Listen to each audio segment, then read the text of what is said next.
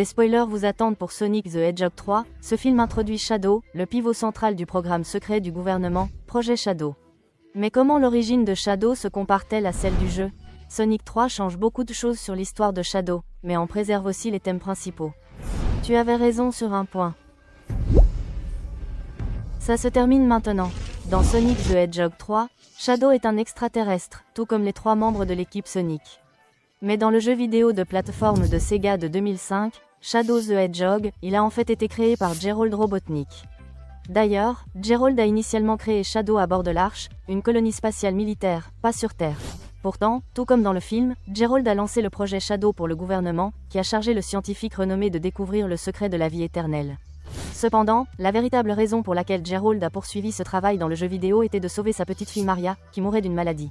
Conçu pour être la forme de vie ultime, Shadow est capable de maîtriser les Chaos Emeralds, ce qui donnerait à la fois à Gerald et au gouvernement ce qu'ils veulent. Avec le temps, Shadow et Maria sont devenus meilleurs amis, tout comme dans le film. Mais lorsque des agents armés envahissent l'Arche pour fermer le projet Shadow, ils tirent sur Maria et Gerald, mettant Shadow sur le chemin de la vengeance.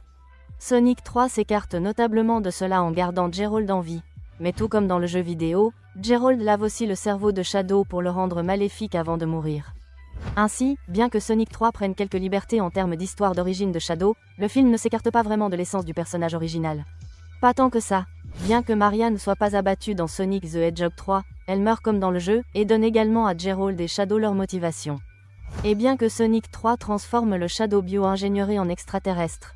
Comme Sonic, l'histoire d'origine cinématographique de Shadow sur Terre conserve l'examen du jeu sur l'hubris humain.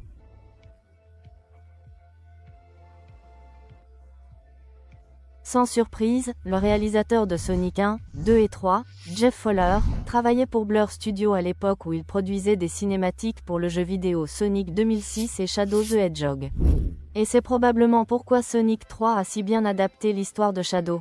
En fait, les changements clés de l'origine de Shadow améliorent sans doute ce qui a été révélé dans Shadow the Hedgehog, qui à l'époque a été critiqué pour être trop sombre par rapport au jeu précédent. En effet, ce qui était trop sombre pour la franchise de jeux vidéo à l'époque s'est avéré parfait pour l'adaptation cinématographique, sortie près de 2 décennies après Shadow the Hedgehog de Sega. Mais qu'en pensez-vous? Quelle a été la meilleure histoire d'origine pour Shadow, le film Sonic 3 ou le jeu Shadow the Hedgehog? Que voyez-vous dans l'avenir de Shadow dans Sonic the Hedgehog 4? Dites-le nous dans les commentaires et continuez à regarder.